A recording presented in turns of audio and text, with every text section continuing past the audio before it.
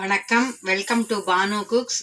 இன்னைக்கு பார்க்க போகிறது பாவற்காய் ஸ்டஃப்டு பாவக்காய்.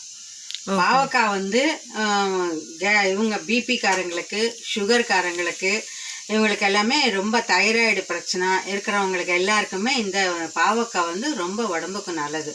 ஒன்றுமே இல்லை, ஒரு கொஞ்சோண்டு தயிரில் வந்து இலசான பாவக்காவை பொடிசாக நறுக்கி அதில் போட்டுண்டு ரெண்டு உப்பு தூவிண்டு அப்படியே சாப்பாடு தொட்டுண்டு சாப்பிட்டா பிபிக்காரங்களுக்கு அவ்வளோ நல்லது. சுகர்காரங்களும் பாவக்காய் வந்து ஜூஸாக போட்டு குடிக்காமல் இந்த மாதிரி நம்ம சாப்பாட்டில் சேர்த்து சாப்பிட்டா சுகருக்கு ரொம்ப நல்லது. பிபிக்கு ரொம்ப ஹை பிபிக்கு போகாமல் நார்மலாக கொண்டு வரும். சூப்பராக இருக்கும் பார்க்கலாம். ஸோ இது வந்து அந்த கசப்பு தன்மை வந்து அவ்வளோ தெரியாது.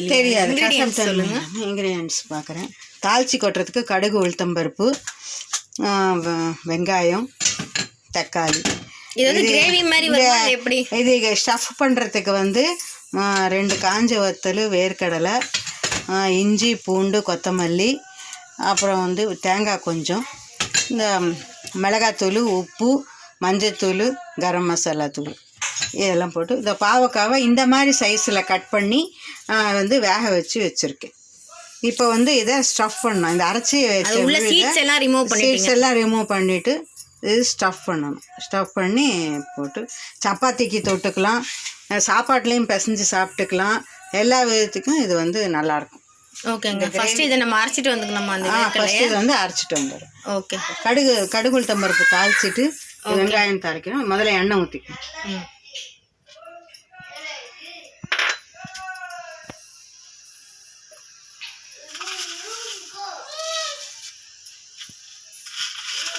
கடுகு ஃபர்ஸ்ட் போட்டு அது வெடிக்குதான்னு பார்த்தா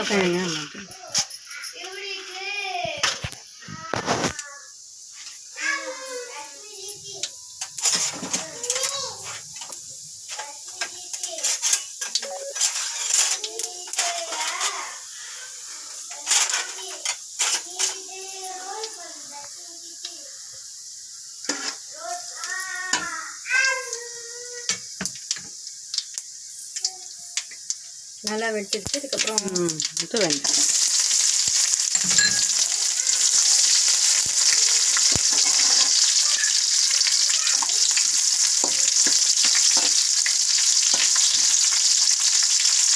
இதுக்கு என்ன போடணும்?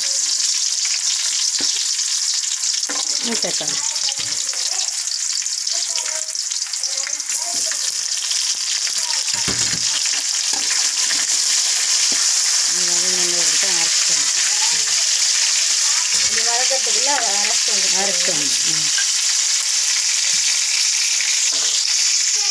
பார்த்தீங்கன்னா நம்ம இதை நல்லா அரைச்சாச்சு. தேங்காய், வேர்க்கடலை, காஞ்ச மிளகா, உப்பு போட்டிருக்கீங்களா? உப்பு ஒன்று தனியாக உப்பு தனியாக போட்டுக்கணும். போட்டு பார்த்தீங்கன்னா இதில் வந்து நம்மளுக்கு அதுக்குள்ளே இது ரெண்டும் வெந்துருச்சு. பச்சை மிளகா பண்ணி இதில் போட வேண்டியது. ஓ, அது பாவக்காக்குள்ளே வச்சு ஸ்டஃப் பண்ணி இதில் போடணும். இல்லை எப்படி ஸ்டஃப் பண்ணுறீங்க அது காட்டுங்க. ஓகே, இன்னொரு பாவக்காய் எடுத்து ஸ்டஃப் பண்ணிக்கலாம். இந்த ஹோல் மாதிரி பண்ணியிருக்காங்க, சீட்ஸ் எல்லாம் ரிமூவ் பண்ணிவிட்டு அதுக்குள்ளே நல்லா ஸ்டஃப் பண்ணிவிட்டு அப்படியே போட்டுற வேண்டியதுதான்.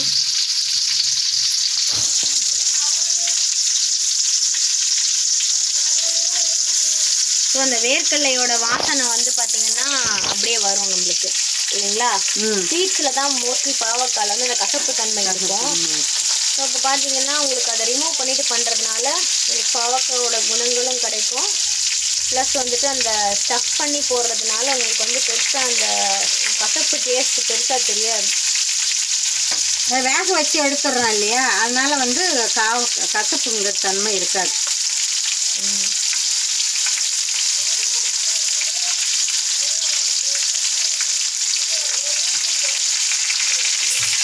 கொஞ்சம் பார்த்தீங்கன்னா எல்லா பாவக்காயும் நம்ம ஸ்டஃப் பண்ணி போட்டாச்சு. இதுக்கு அடுத்து நம்ம போட வேண்டியது இதில் சேர்க்க வேண்டியது கொஞ்சம் நேரம் கழிச்சு சேர்க்கணும். ஏன்னா இதெல்லாம் கொஞ்சம் மிக்ஸ் ஆகிறதுக்கு டைம் கொடுக்கணும். நம்ம கொஞ்சம் ஸ்டஃப்பு வந்து கொஞ்சம் பச்சையாகவே இருக்கிறதுனால நம்மளுக்கு எந்த பிரச்சனையும் இல்லையா? இல்லை, இது இப்போ 5 நிமிஷத்தில் வெந்துடும். அதுவே வெந்துடும்.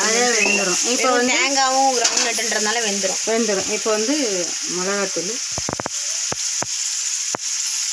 எவ்வளோ டீஸ்பூன் போட்டிருக்கீங்க? 2 டீஸ்பூன் மிளகாத்தூள், சால்ட்டு, இப்போ வந்து தேவைக்கேற்ப சால்ட்டு, இது மஞ்சள், கரம் மசாலாவா? கரம் மசாலாவும் போட்டாச்சு.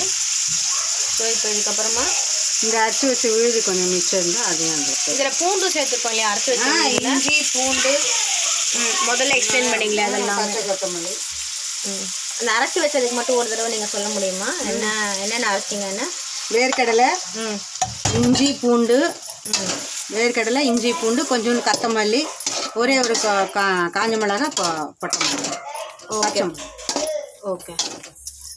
இப்போ பார்த்தீங்கன்னா இது ஒரு கிரேவி டைப்பில் வந்துருச்சு நம்மளுக்கு.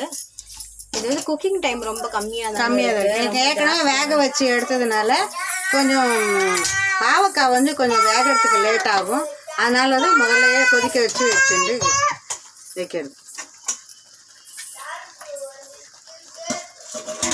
ஸோ இப்போ பார்த்தீங்கன்னா இது ரெடி ஆயிடுச்சுங்க நம்மளுடைய பாவக்காய் ஸ்டஃப்டு கிரேவி.